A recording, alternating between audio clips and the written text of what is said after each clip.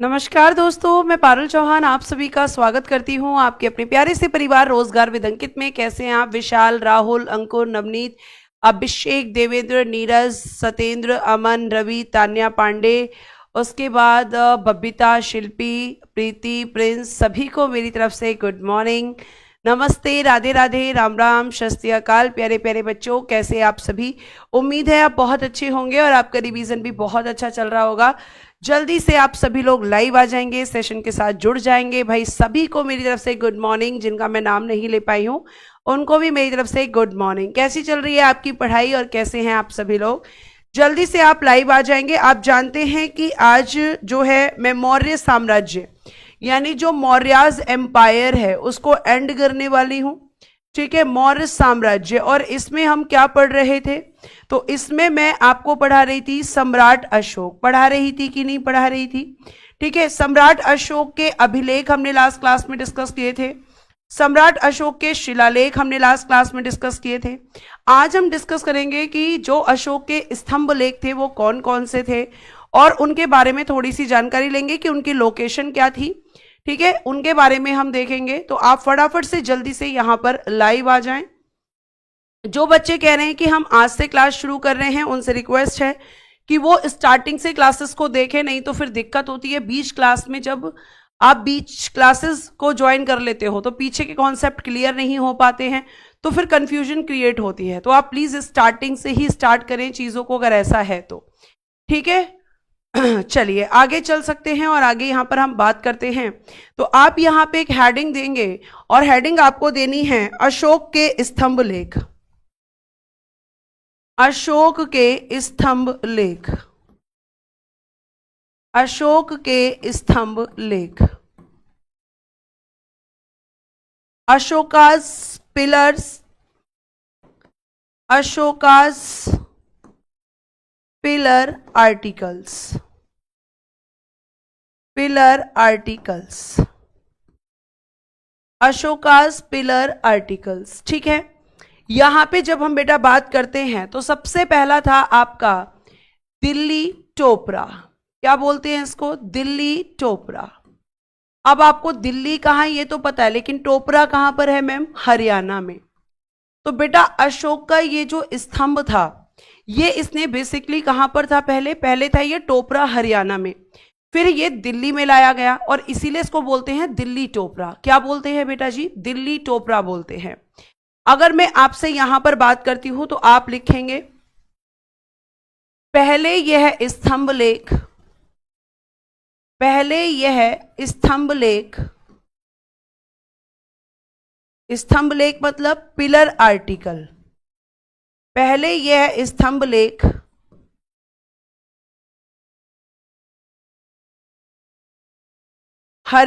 टोपरा में स्थित था। टोपरा में स्थित था। बाद में फिरोज शाह तुगलक, तुगलक वंश का शासक है जो हम पढ़ेंगे मिडाइवल हिस्ट्री में। बाद में फिरोज शाह तुगलक इसे बाद में फिरोज शाह तुगलक इसे टोपरा से दिल्ली लेकर आया।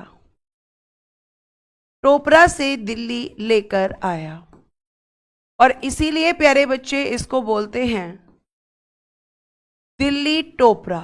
ठीक है, ऐसे ही एक और है आपका दिल्ली मेरठ। एक और आपका स्तंभ लेख है दिल्ली मेरठ। दिल्ली मेरठ। मेरठ कहां पड़ता है बच्चा? यूपी में। तो ये आपका लिखिएगा पहले मेरठ में था। पहले मेरठ में स्थित, बाद में FST। अब आप बोलोगे FST क्या है? फिरोज शाह तुगलक। FST इसे मेरठ लेकर आया, सॉरी दिल्ली लेकर आया।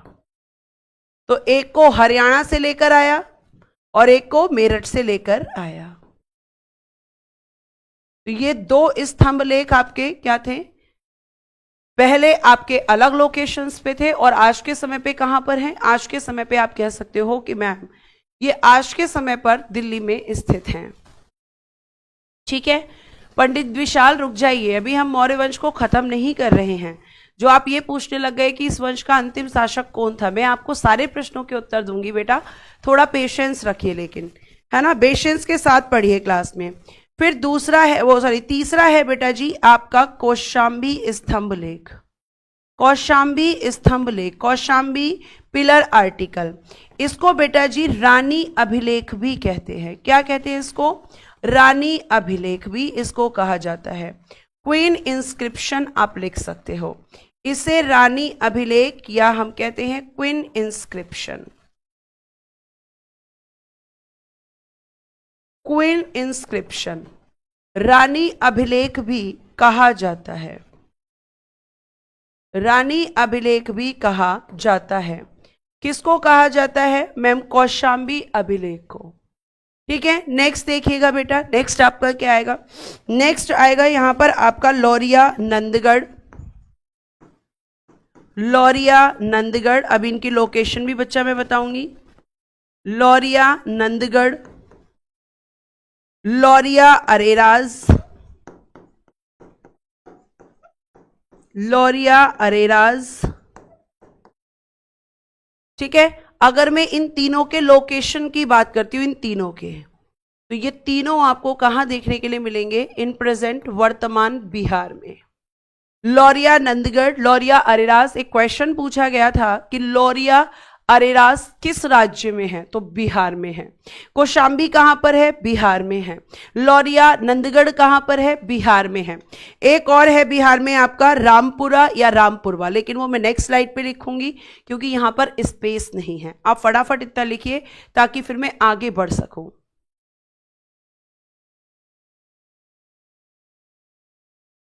नहीं आते यश, अगर आते तो मैं लिखवाती। ठीक है, फटाफट बताइए मुझे। हाँ अंकुर, बिल्कुल हटाए जा सकते हैं और मैं आपको बताऊंगी कि फिरोज शाह तुगलक इनको कैसे लेके गया था। फिरोज शाह तुगलक के पास में बहुत सारे जो हैं गुलाम हुआ करते थे, इसको गुलाम रखने का बहुत शौक था। गुलाम किसे कहते हैं, क्या होते हैं, ये मैं आपको बताऊंगी। और वही गुलाम बहुत सारी बड़ी संख्या में इन पिलर्स को उठाकर लेकर गए थे। ठीक है, बिल्कुल ले जाया जा सकता है बेटा, ले जाया जा सकता था तभी तो लेकर गए।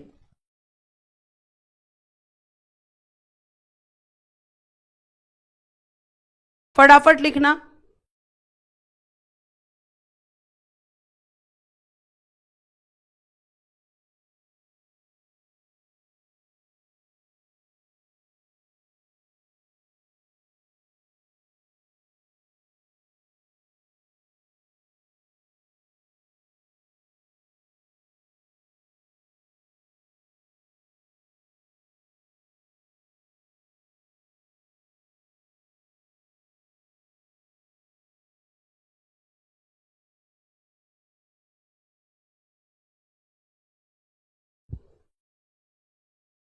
ठीक है, आगे लिखिएगा।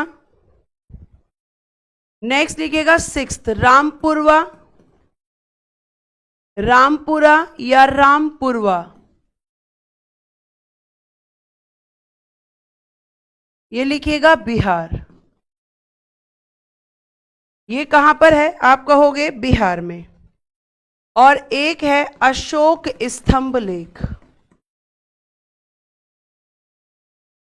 अशोक स्तंभ लेख,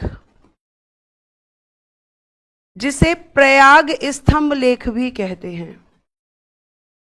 प्रयाग स्तंभ लेख।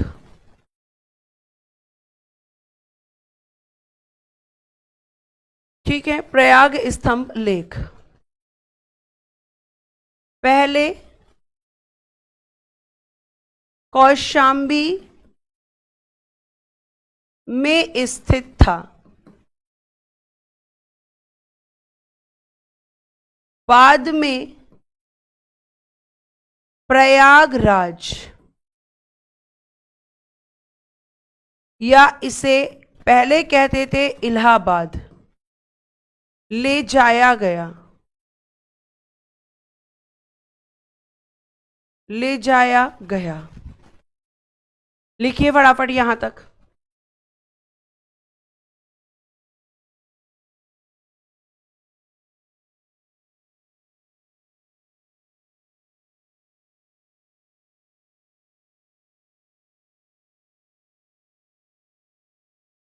ठीक है, एक चीज करेक्ट करना है यहां पर,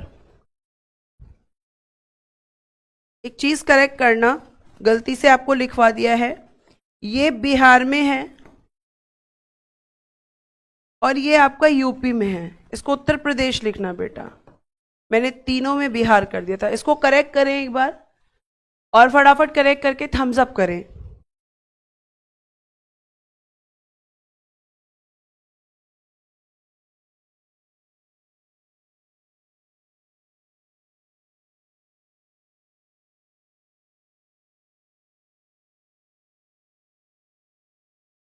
ठीक है, आगे चलें,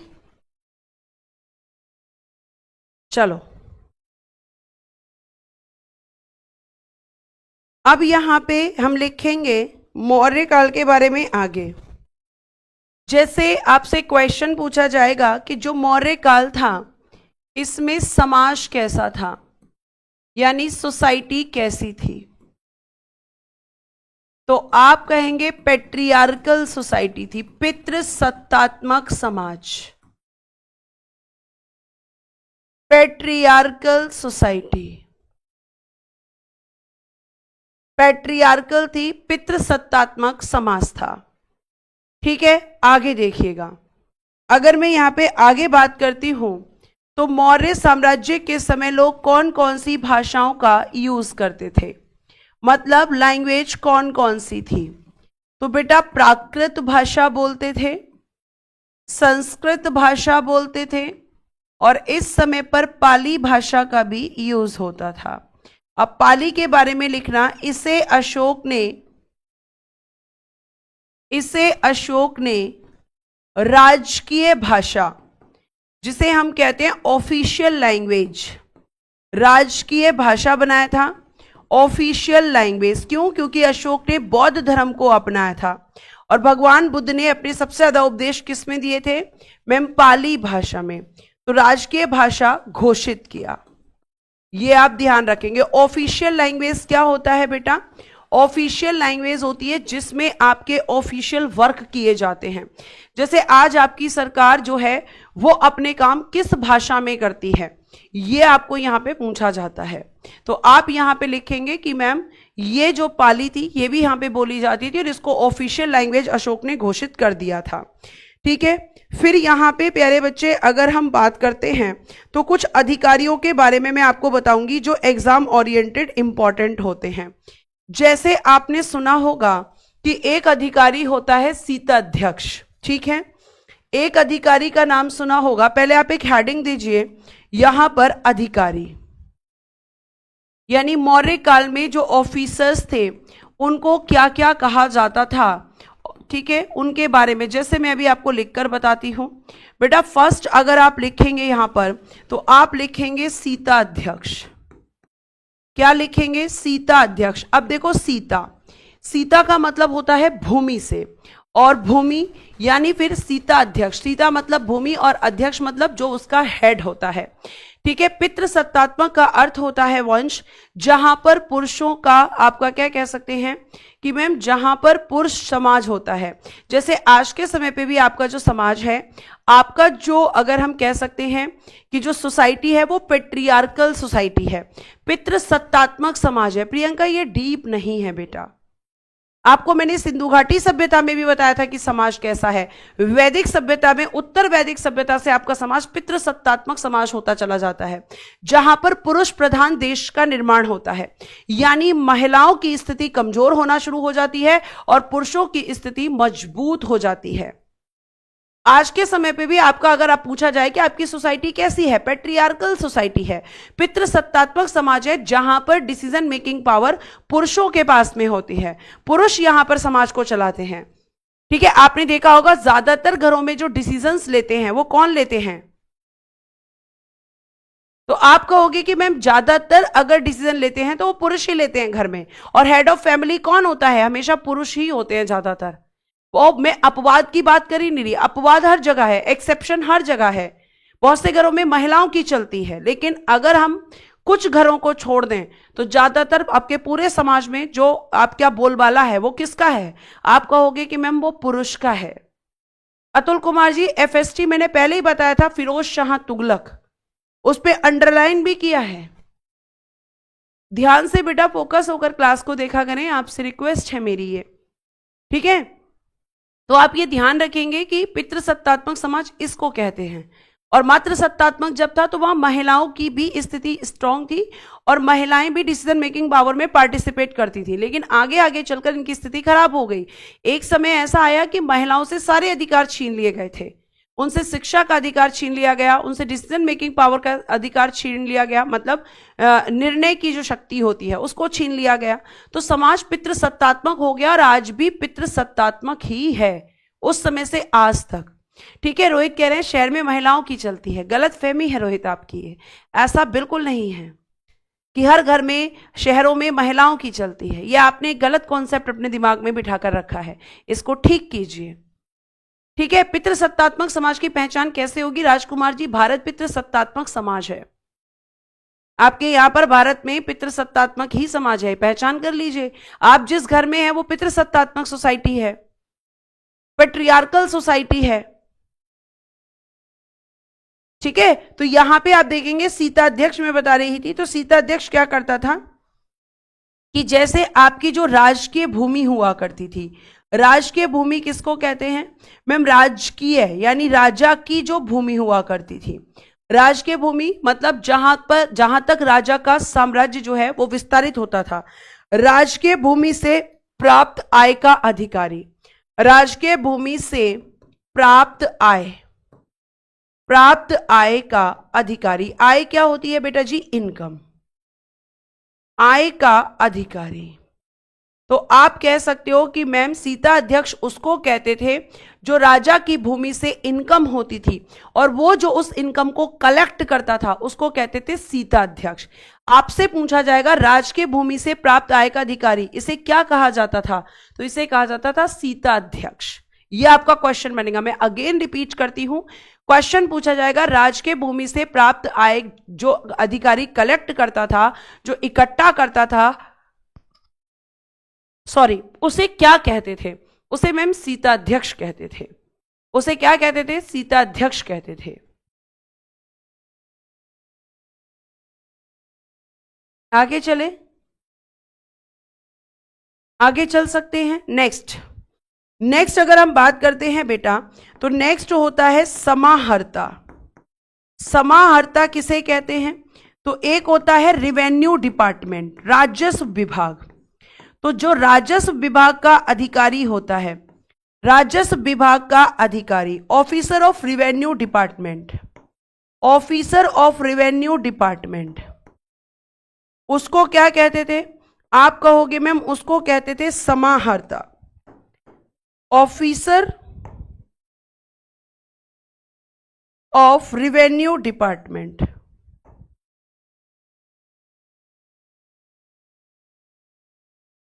ऑफिसर ऑफ रेवेन्यू डिपार्टमेंट,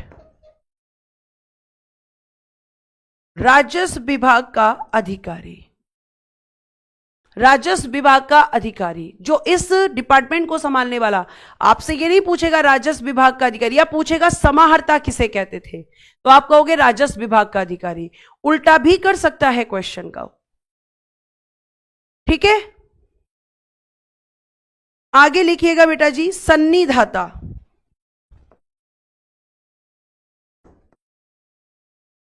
सन्निधाता, सन्निधाता कहा जाता था बेटा जी कोषाध्यक्ष। कोषाध्यक्ष ये क्या होता था मैम? कोष अध्यक्ष किसको कहते थे? कोष प्लस अध्यक्ष, कोषाध्यक्ष।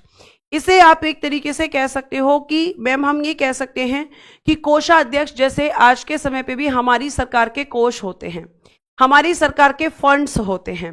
ठीक है, आप कह सकते हो हेड ऑफ फंड, ऐसा भी आप लिख सकते हो। कोषाध्यक्ष को इंग्लिश में आप क्या लिख सकते हो सिंपल भाषा में? हेड ऑफ फंड, कोष का अध्यक्ष। अब ये कोष क्या होता है मैम?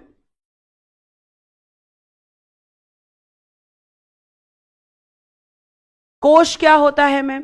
तो बेटा जी कोष का मतलब होता है जो राजा के, जैसे राजा है तो पहले के समय सरकार तो थी नहीं मैम, राजा हुआ करता था, तो राजा के पास जो भी पैसा इकट्ठा होता था राजा ही टैक्स लेता था, राजा ही आपका जो है सारे डिपार्टमेंट्स को संभालता था, राजा ही व्यापार करता था। तो जो भी चीजें होती थी उन जिन सोर्सेस से आपका राजा पैसा कमाता था तो वो सारा पैसा किस में जाता था? कोष में। अब उस पैसे को, उस कोष को संभालने के लिए कोई चाहिए था ना, तो उसको कहते हैं कोषाध्यक्ष।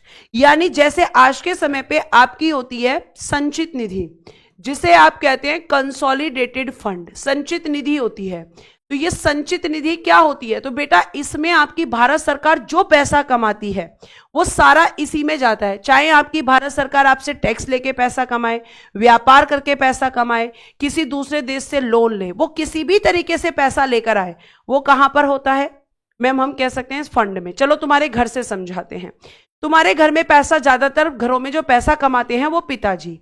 ऐसे भी घर हैं जहां दोनों मिलकर पैसा कमाते हैं, लेकिन हम चलते हैं जहां पैसा कमाते हैं पिताजी। अब पिताजी पैसा कमाकर किसको देते हैं? मम्मी को। तो वो कमाया हुआ पैसा कौन संभालता है? मम्मी संभालती हैं। तो मम्मी कौन है? मम्मी सन्निधाता है। मम्मी ही है उस पैसे को संभालने वाली अध्यक्ष, जिन्हें हम कह सकते हैं कोषाध्यक्ष। तो आपसे पूछेगा कोषाध्यक्ष किसे कहा जाता था? सन्निधाता को। ये सन्निधाता को किसे कहते हैं? कोषाध्यक्ष को। अब तुम्हारी समझ में ज्यादा आया होगा जब मैंने मम्मी पापा का एग्जाम्पल लिया होगा। समझ में आया है तो थम्स अप करो फटाफट।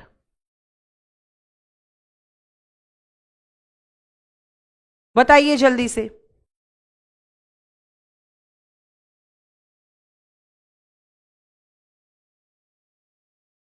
ठीक है, आगे देखिए। फिर एक होता था प्रदेष्टा।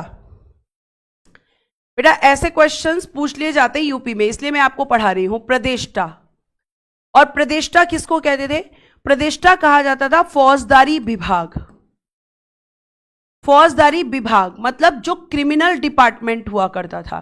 जैसे मान लीजिए किसी ने हत्या कर दी, किसी ने मर्डर कर दिया, मतलब सॉरी, हाँ, मारपीट कर दी, ठीक है, क्रिमिनल डिपार्टमेंट। तो इससे रिलेटेड जो मैटर्स होते थे उसको कौन संभालता था? प्रदेष्टा, जिसे कहते थे फौजदारी विभाग का अध्यक्ष, जिसे कहते थे फौजदारी विभाग का अध्यक्ष, प्रदेष्टा।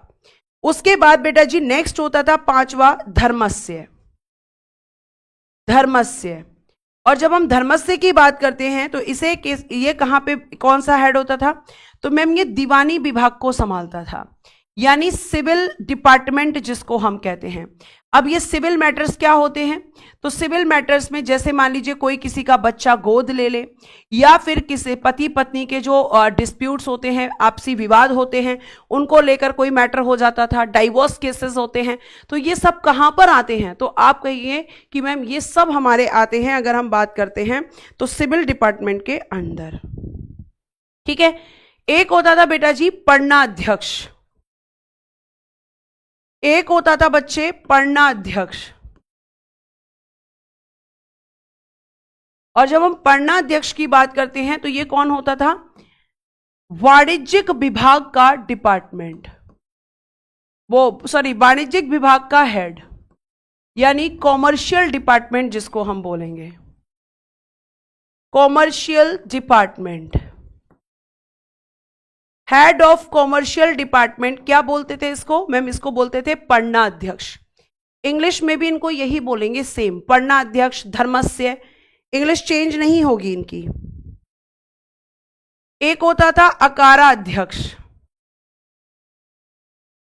अकाराध्यक्ष ये बेटा जी माइंस डिपार्टमेंट को संभालता था, खान विभाग, माइंस डिपार्टमेंट। जैसे आपका कोयला खोदकर निकाला जाता है ना, तो उसको हम क्या कहते हैं? माइंस का काम करना कहते हैं। तो उस डिपार्टमेंट को संभालने वाला क्या होता था? अकाराध्यक्ष। एक होता था बेटा कंटक शोधन।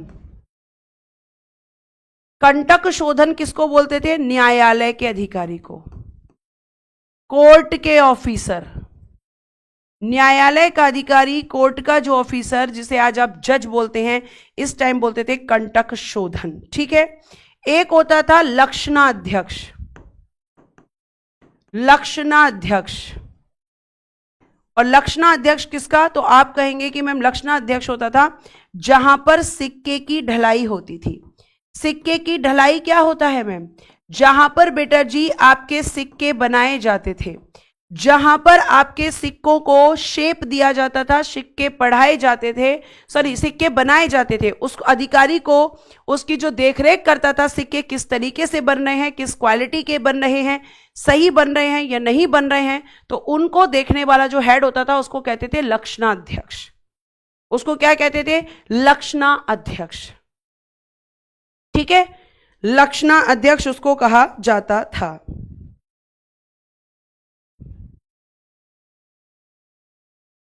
फिर एक होता था प्रादेशिक, जिसको कहते थे जिला प्रशासक। प्रादेशिक, जिसको क्या कहते थे? जिला प्रशासक। डिस्ट्रिक्ट एडमिनिस्ट्रेटर, डिस्ट्रिक्ट एडमिनिस्ट्रेटर को यहां क्या कहते थे? प्रादेशिक।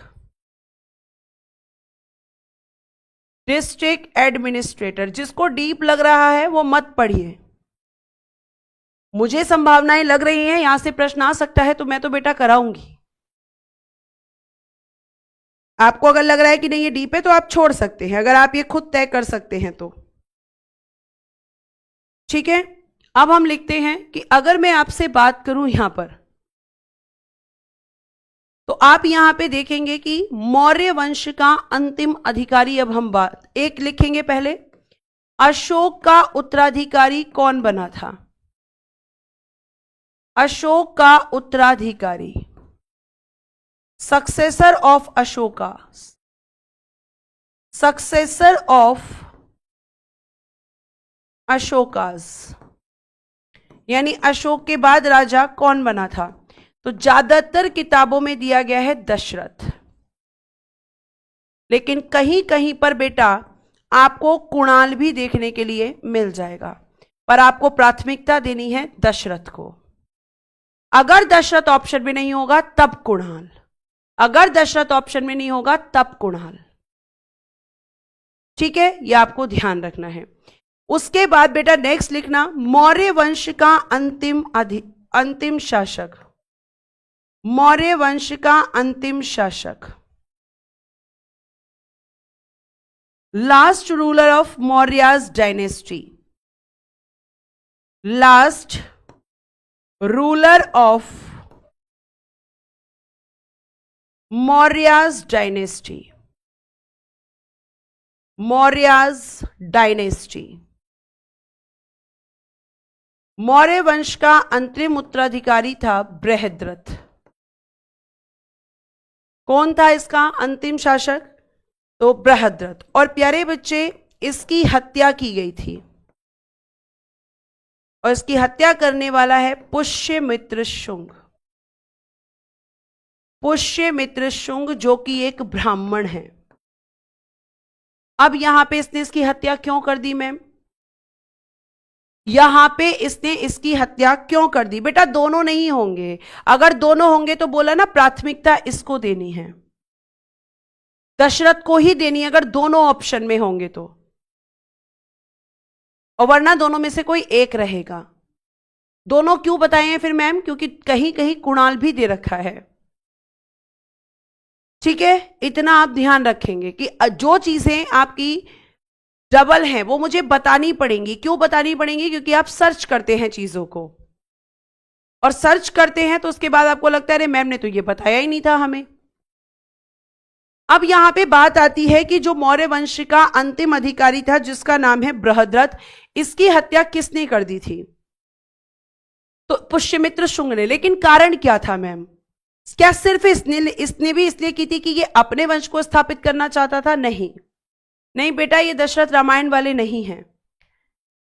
तो मैं आपको बता दूं यहां पर कि जो आपका पुष्यमित्र शुंग है ये देख रहा था कि जैसे आप देखोगे वैदिक सभ्यता मैंने आपको पढ़ाया, उसके बाद में आपको जैन धर्म, बौद्ध धर्म, जैन धर्म, बौद्ध धर्म, जितने शासक आ रहे हैं जैन धर्म, बौद्ध धर्म, जैन धर्म, बौद्ध धर्म, आप ये नहीं पढ़ रहे हैं कहीं पर भी कि सनातन धर्म की हमने जिक्र किया हो, नहीं किया।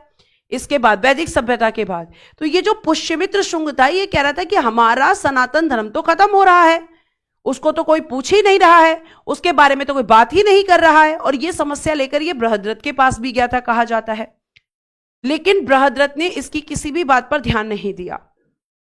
और इन चीजों को सोचते सोचते इसने क्या किया कि प्लानिंग की, और प्लानिंग करके बृहद्रथ को मार दिया कि भाई मैं वापस सनातन धर्म को स्थापित करूंगा, मैं वापस सनातन धर्म का अस्तित्व लेके आऊंगा।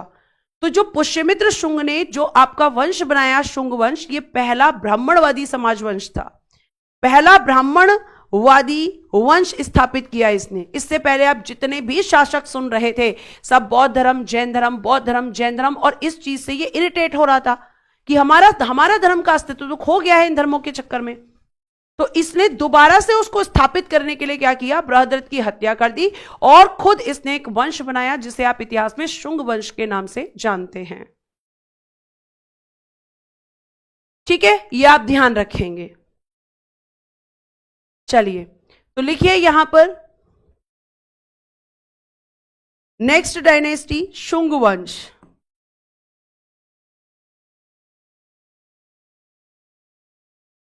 एक 185 बीसी से और 73 बीसी, 73 बीसी शुंगास डायनेस्टी, शुंग वंश। अब अगर मैं इसकी बात करती हूं बेटा, तो आप यहां पे सबसे पहले लिखेंगे कि इस वंश का संस्थापक कौन था। तो फाउंडर तो आप समझ ही गए होंगे अब कौन था। तो मैम फाउंडर हुआ करता था पुष्यमित्र शुंग। फाउंडर कौन था मैम? पुष्यमित्र शुंग इस वंश का संस्थापक था। Pushyamitra Shunga, founder of Shungas dynasty, ठीक है, संस्थापक था। ये कैसा साम्राज्य था मैम? ये एक ब्राह्मण साम्राज्य था। मैंने आपको बताया था ना कि ये ब्राह्मण्स के एम्पायर को स्थापित करेगा। तो लिखिएगा ब्राह्मण एम्पायर, ब्राह्मण एम्पायर, ब्राह्मण समाज था। ठीक है, संस्थापक कौन था? पुष्यमित्र शुंग का शासनकाल कब से कब तक था? 185 बीसी से और 149 बीसी तक इसका शासनकाल था इस शुंग वंश में। ठीक है, इसने कहा कि भाई मेरी जो राजधानी होगी, मतलब मेरी जो कैपिटल होगी, वो होगी विदिशा। यानी इसने कैपिटल को चेंज कर दिया। अभी तक क्या थी? पाटलिपुत्र। इसने बनाया विदिशा। और विदिशा कहां पड़ता है? तो ये बेटा जी मध्य प्रदेश में। कैपिटल ऑफ पुष्यमित्र शुंग इसने क्या बनाई थी? विदिशा। ये आप ध्यान रखेंगे। बीसी के बारे में जिसको जानना है वो पीछे जाएं और पीछे की क्लासेस देखें। इसने अपनी राजभाषा पाली वाली, प्राकृत वाकृत सब हटा दी। इसने कहा कि मेरी जो ऑफिशियल लैंग्वेज होगी, मेरी जो ऑफिशियल लैंग्वेज होगी वो होगी संस्कृत। अशोक ने कौन सी बनाई थी बताओ? इसने कहा कि मेरे यहां पर जो मेरे साम्राज्य में ऑफिशियल लैंग्वेज होगी वो होगी संस्कृत। वो क्या होगी बेटा जी? संस्कृत होगी। ठीक है, जिसको एडी जानना है, बीसी जानना है, वो जाकर पीछे की क्लासेस देखें, क्योंकि मैं डेली एडी और बीसी डिस्कस नहीं कर सकती हूं क्लास में। डेली अगर मैं यही डिस्कस करूंगी तो 5 मिनट बेटा डेली इसी में डिस्कशन में जाएंगे। तभी तो कहा जाता है कि स्टार्टिंग से क्लास देखिए, और आप अगर नहीं देखेंगे तो फिर आपकी दिक्कत है। वेरी गुड, जिन बच्चों ने कहा पाली, कि मैम अशोक ने बनाया था पाली को। अब देखिए यहां पर ध्यान से, इसकी राजभाषा क्या थी मैम? संस्कृत। इसने क्या किया था? लिखना, इसने अशोक के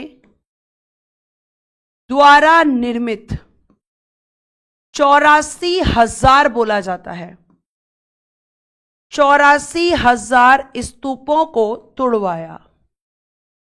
84,000, 84,000 स्तूपों को तुड़वाया। स्तूपों को तुड़वाया। स्तूप क्या होते हैं ये मैंने आपको बताया था। स्तूप मैम एक तरीके से अगर हम बात करते हैं तो सिंधु घाटी सभ्यता के समय से थे, लेकिन इनका जो ज्यादा प्रचलन शुरू हुआ वो बौद्ध धर्म के समय शुरू हुआ। स्तूपों की अगर हम बात करते हैं तो स्तूप इस शेप के होते थे, इस शेप के ऐसे बनते थे और इनमें क्या रखा जाता था, जैसे आपके गौतम बुद्ध के बहुत सारे अवशेष रखे गए हैं, ठीक है, कहीं पर कुछ रख दिया, कहीं पर कुछ रख दिया, उनके अवशेष इस शेप में हुआ करते थे। और ये स्टार्टिंग में किसके बनते थे, मिट्टी के बने। उसके बाद में ये किसके बनने लगे, ईंटों से बनने लगे। फिर बेटा जी इसमें जो है पत्थर से बनने लगे और फिर इन पे जो है डिजाइनिंग की जाने लगी। तो कहा जाता है इसने 84,000 स्तूपों को तुड़वा दिया था। क्यों तुड़वाया था, क्योंकि ये सब बौद्ध धर्म से संबंधित थे। अब इसने इतने सारे स्तूप तुड़वाए हैं, लेकिन एक स्तूप जिसका निर्माण कार्य अशोक ने शुरू किया था उसे इसने पूरा भी करवाया था। तो ये आपको ध्यान रखना है। तो ये आपका बौद्ध धर्म से संबंधित स्तूप थे और इसीलिए इसने इन्हें तुड़वा दिया था, क्योंकि ये बौद्ध धर्म और जैन धर्म के अस्तित्व को खत्म करके सनातन धर्म को लेकर आना चाहता था, जिसे लोग भूल चुके थे इसकी नजर में। ठीक है, तो आप कहेंगे कि इनको तुड़वाया था।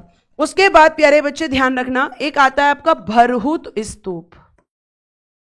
भरहुत स्तूप, और जब भरूत स्तूप की हम बात करते हैं तो आप कहोगे कि ये कहां पर है मैम। तो भरूत स्तूप बेटा जी मध्य प्रदेश के सतना जिले में है। कहां पर है, मध्य प्रदेश। मध्य प्रदेश में एक जगह पड़ती है सतना डिस्ट्रिक्ट, मध्य प्रदेश के सतना जिले में इसकी लोकेशन है। अब इसके बारे में मैं क्या बता रही हूं, इसके बारे में मैं ये बता रही हूं कि इसका अगर हम बात करते हैं, निर्माण कार्य शुरू किसने किया था। ठीक है, निर्माण कार्य शुरू, तो आप कहोगे कि मैम शुरू करने वाला तो था अशोक। अशोक ने इसकी आधारशिला रख दी थी, इसका निर्माण कार्य मतलब स्टार्ट किया था।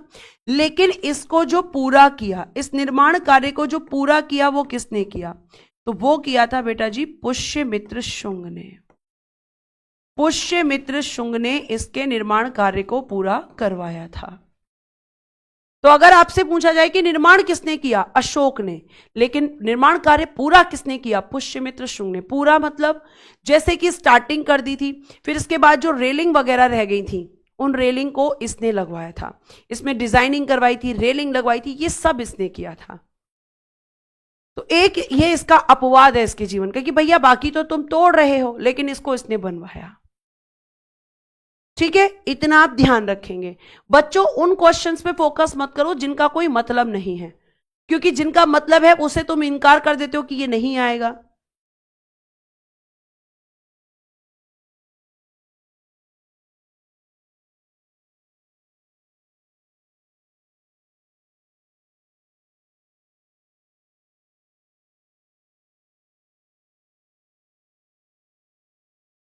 अब आगे देखिए, जो पुष्यमित्र शुंग है इसके समय को क्या कहते हैं, इसके समय को वैदिक काल का पुनर्जागरण कहते हैं। लिखिएगा, इसके काल को वैदिक काल का, वैदिक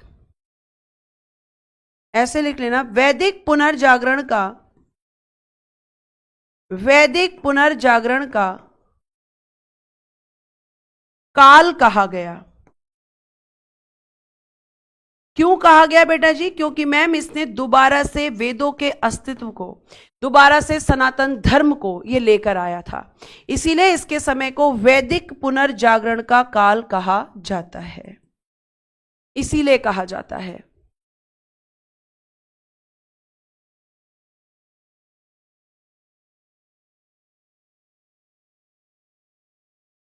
ठीक है, आगे चलिए प्यारे बच्चे, इसने क्या करवाया था,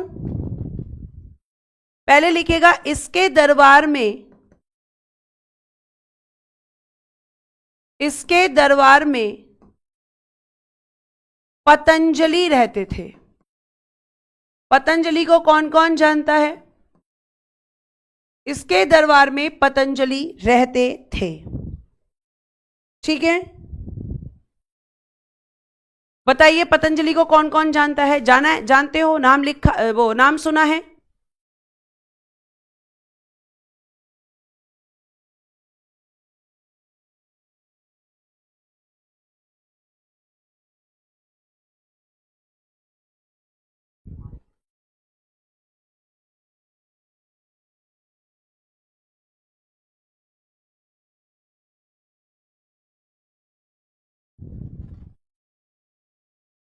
सुना है, बहुत बढ़िया, बहुत बढ़िया। रामदेव बाबा नहीं, रामदेव बाबा के वाले वो तो उनके तो प्रोडक्ट्स है पतंजलि के। पतंजलि जो है इन्होंने क्या किया था, एक तो इन्होंने महाभाष्य की रचना की थी। महाभाष्य की रचना, ये कई बार पूछा गया है कि महाभाष्य को किसने लिखा है, तो पतंजलि ने। इसके अलावा बेटा जी इन्होंने लिखा था योग शास्त्र। योग शास्त्र की रचना भी किसने की थी, इन्होंने। जो बाबा रामदेव आपको योग सिखाते हैं, योग शास्त्र, वो उसकी रचना किसने की थी, पतंजलि ने। ठीक है, अब ये जो पतंजलि हैं इन्होंने ही क्या किया था, देखो पुष्यमित्र शुंग ने, पुष्यमित्र शुंग, इसने क्या किया था, इसने 2 अश्वमेघ यज्ञ करवाए, 2 अश्वमेघ यज्ञ करवाए। और ये जो 2 अश्वमेघ यज्ञ इसने करवाए, इन्हें संपन्न किसने किया, आप कहोगे इन्हें संपन्न किया पतंजलि ने, यानी पतंजलि ने इसके यज्ञों को संपन्न किया था, इसके यज्ञ किए थे। अब अश्वमेघ यज्ञ क्या होता है, रामायण देखी है, रामायण सबने मोस्टली देखी होगी, नहीं भी देखी होगी तो कोई बात नहीं। अश्वमेघ यज्ञ वही राजा करवा सकता है जो शक्तिशाली हो। ऐसा नहीं कि हर कोई राजा अश्वमेघ यज्ञ करवा सकता है, और राजा इसे अपनी शक्तियों के प्रसार के लिए ही करवाते हैं। इसमें क्या होता है बेटा, अश्वमेघ यज्ञ करा के एक घोड़े को छोड़ दिया जाता है, और वो घोड़ा जहां जहां जहां जहां चलता चला जाता है, उस जगह पर क्या होता है कि उस राजा का अधिकार हो जाता है जो इस घोड़े को छोड़ता है। और इस घोड़े के पीछे सेना चलती है, और अगर इस घोड़े को मान लो यहां पर रोक लिया, तो जिस राजा ने या जिस व्यक्ति ने इसको रोका है, उस राजा से इस राजा को युद्ध करना, ये जो राजा रोकेगा, इस राजा को उस राजा की सेना से युद्ध करना होगा जिसने अश्वमेघ यज्ञ कराकर घोड़े को छोड़ा है। जैसे भगवान राम के घोड़े को लव कुश ने पकड़ लिया था, तो लव कुश से युद्ध हुआ था। जो राजा इसे यहां पर रोक देता है उससे युद्ध होता है। अगर जिस राजा ने रोका है वो जीत गया, तो फिर उस राजा का अधिकार नहीं रहता वहां पर जिसने अश्वमेघ यज्ञ कराया है। लेकिन अगर वो राजा जीतता है जिसने अश्वमेघ यज्ञ कराकर घोड़ा छोड़ा है, तो जो दूसरा राजा है उसको उसकी अधीनता स्वीकार करनी पड़ती है। ये इसका मतलब होता है। ठीक है, तो अश्वमेघ यज्ञ, कितने अश्वमेघ यज्ञ कराए थे इसने, मैम 2। किसने इसके लिए अश्वमेघ यज्ञ किए थे, पतंजलि ने। पतंजलि की रचनाएं मैम सबसे महत्वपूर्ण है महाभाष्य और पतंजलि आपका योग शास्त्र। ठीक है, ये आपको ध्यान रखना है। अब ये जो पुष्यमित्र शुंग है बेटा जी, इसके अगर मैं उत्तराधिकारी की बात करती हूं, पुष्यमित्र शुंग इसका उत्तराधिकारी, तो इसका जो उत्तराधिकारी है बेटा वो है अग्निमित्र।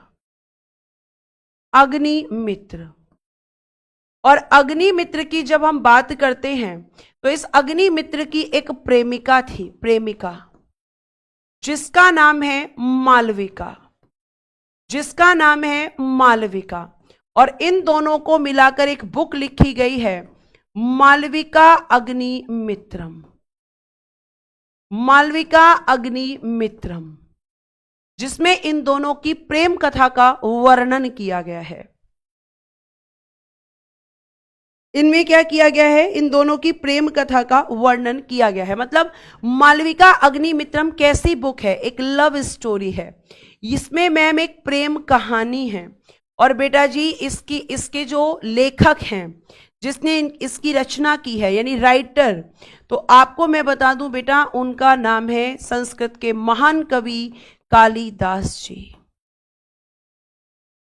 तो ये अग्निमित्रम की प्रेमिका है मालविका, जिससे अग्निमित्र प्रेम करता था।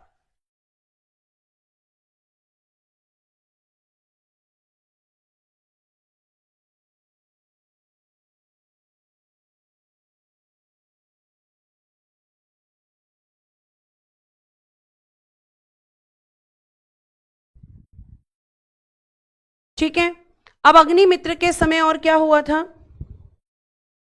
तो जो अग्निमित्र है बेटा इसने और क्या किया था, अग्निमित्र ने कलिंग के विरुद्ध अभियान किया था। अग्निमित्र, इसने क्या किया था?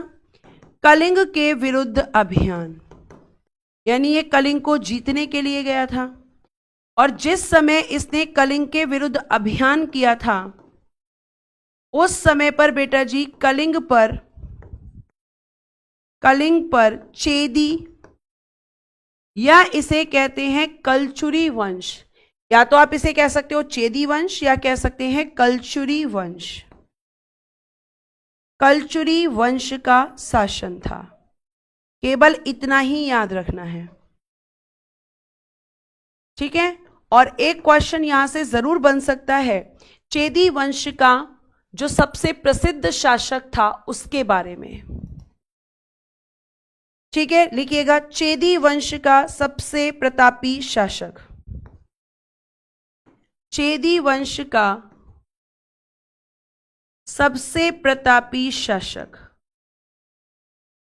सबसे प्रतापी शासक, आपने इसका नाम सुना होगा खारवेल।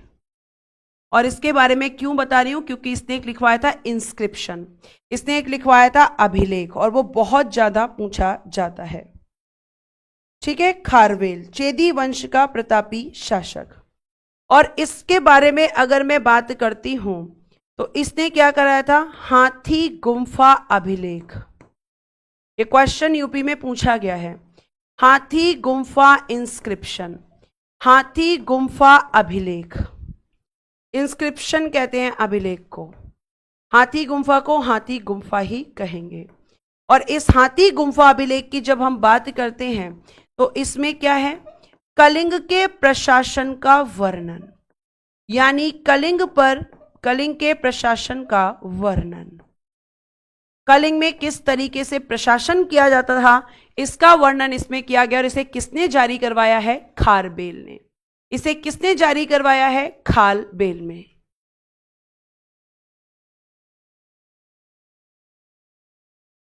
ठीक है। उसके बाद में ये जो अभिलेख है इसकी भाषा क्या थी? इसकी भाषा भी बताऊंगी मैं, फटाफट इतना लिखिए, ठीक है। खारवेल ने क्या किया? हाथी गुम्फा अभिलेख जारी करवाया। आप पूरा लिख सकते हैं, कंफ्यूज मत होना, जारी करवाया। और कहा जाता है कि इसकी भाषा क्या थी? भाषा भी लिख लो यहीं पर, प्राकृत। स्पेस मिल गया है, मैंने लिख दिया। भाषा थी बेटा जी इसकी प्राकृत।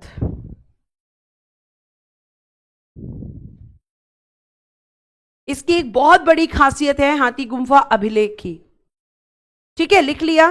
तो देखो हाथी गुम्फा जो अभिलेख है, कहा जाता है कि आपका जो भारतवर्ष शब्द का प्रयोग, भारतवर्ष ये जो वर्ड है ये सबसे पहले इसी अभिलेख में किया गया था।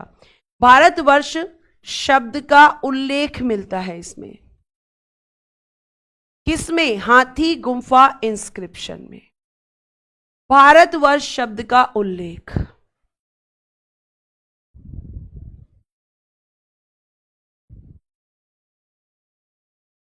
फिर उसके बाद इसका अंत करते हैं चैप्टर का। नेक्स्ट है वसुज्येष्ठ। नेक्स्ट शासक कौन बना था? वसुज्येष्ठ। वसुज्येष्ठ के बाद कौन बना? वसुमित्र। और वसुमित्र के बाद जो इस वंश का अंतिम शासक है देवभूति। देवभूति अंतिम शासक। पुष्यमित्र शुंग, अग्निमित्र, वसुज्येष्ठ, वसुमित्र और देवभूति जो इस वंश का अंतिम शासक है। और बेटा इसकी जो हत्या की थी वो किसने की थी? वासुदेव कर्ण ने। वासुदेव कर्ण। तो यानी हम कल क्या पढ़ेंगे? कर्ण वंश और सातवाहन वंश, दोनों आपके खत्म होंगे कल ही। तो ये हम पढ़ेंगे कल, ठीक है। अब हम कर लेते हैं एक रिवीजन, जल्दी से रिवीजन स्लाइड बनाकर। रिवीजन स्लाइड, चलो बताओ मुझे फटाफट यहां पर, अशोक के पिता कौन, अशोक के पितामह कौन थे ये बताना, ये आपका क्वेश्चन है। नेक्स्ट, अशोक को बौद्ध धर्म की शिक्षा किसने दी थी? बौद्ध धर्म की शिक्षा किसने दी थी, आगे आपको बताना है। कलिंग युद्ध कब हुआ था? कलिंग युद्ध कब हुआ, यह आपको बताना है। नेक्स्ट आपको मुझे बताना है अशोक के किस शिलालेख में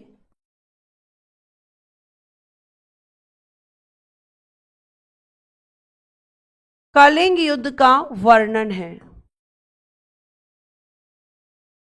कलिंग युद्ध का वर्णन है। नेक्स्ट अशोक के कितने स्तंभ लेख हैं? कितने स्तंभ लेख थे? नेक्स्ट लौरिया, नंदगढ़, लौरिया नंदगढ़ और लौरिया अरेराज कहां पर हैं?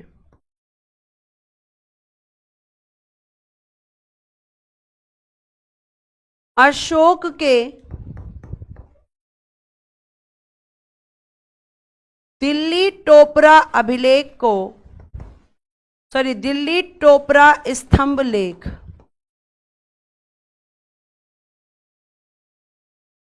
को टोपरा से दिल्ली कौन लाया? टोपरा से दिल्ली कौन लाया? किस स्तंभ लेख को रानी अभिलेख कहते हैं? किस स्तंभ लेख को रानी अभिलेख कहते हैं? रानी अभिलेख कहते हैं। नेक्स्ट क्वेश्चन, अशोक का उत्तराधिकारी कौन था?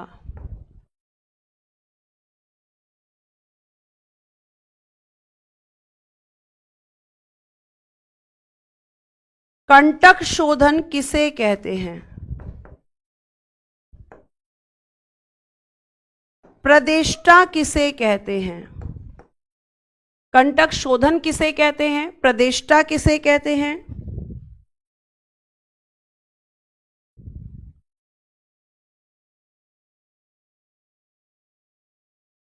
फिर नेक्स्ट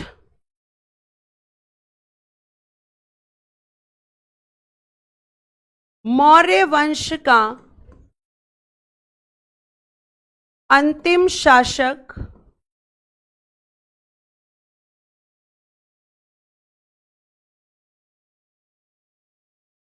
शुंग वंश का संस्थापक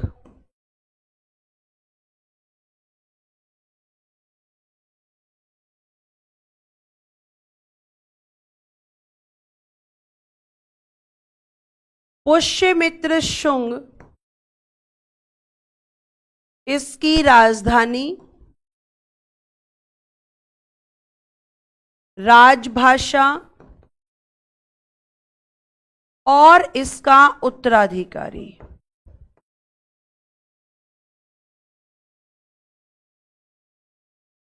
किस स्तूप का निर्माण कार्य पूरा? किस स्तूप का निर्माण कार्य पूरा?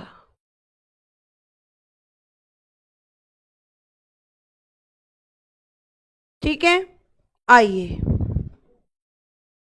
अशोक के पितामह चंद्रगुप्त मौर्य थे। ग्रैंडफादर पूछा है बेटा मैंने, पिता नहीं पूछा।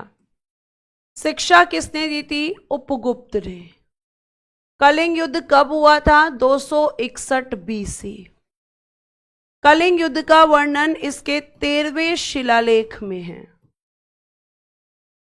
ठीक है, नेक्स्ट अशोक के कितने स्तंभ लेख हैं? 7। लौरिया नंदगढ़, लौरिया अरेराज, रामपुरवा बिहार। अशोक के दिल्ली टोपरा FST फिरोज शाह तुगलक लेकर आया था। ठीक, आगे, किस स्तंभ लेख को रानी अभिलेख कहते हैं? फटाफट बताइए। आंसर्स आपको करने हैं, मुझे नहीं करने। जो आप शांत हो गए फटाफट करेंगे। तो मैम ये है हमारा कौशांबी अभिलेख। फटाफट, कौशांबी स्तंभ लेख। अशोक का उत्तराधिकारी दशरथ। कंटक शोधन कहा जाता था मैम न्यायालय के अधिकारी को, जो कोर्ट का अधिकारी होता था। और प्रदेष्टा कहा जाता था फौजदारी विभाग। फौजदारी विभाग यानी कि मैम क्रिमिनल डिपार्टमेंट के हेड को, head of criminal department. Head of criminal department कौन होता था? प्रदेष्टा। नेक्स्ट मैंने बोला है मौर्य वंश का अंतिम शासक बृहद्रथ। ठीक है, बृहद्रथ, जिसकी हत्या की थी पुष्यमित्र शुंग से। शुंग वंश का संस्थापक पुष्यमित्र शुंग। राजधानी विदिशा। राजभाषा संस्कृत। उत्तराधिकारी अग्निमित्र। और किस स्तूप का निर्माण कार्य इसने पूरा किया था? यह है आपका होमवर्क। आज अब इतना ही रखते हैं। कल हम पढ़ेंगे कर्णवंश और आपका जो है सातवाहन वंश। आज के लिए इतना ही। उम्मीद करती हूं आपने यहाँ पे क्लास को अच्छे से पढ़ा होगा और इन क्वेश्चंस को आप अच्छे से कर पाए होंगे। ठीक है, आज के लिए इतना ही। Thank you so much. Bye bye, take care and good day everyone. जय हिंद, जय भारत। हंसते रहें, मुस्कुराते रहें और हमेशा खुश रहें।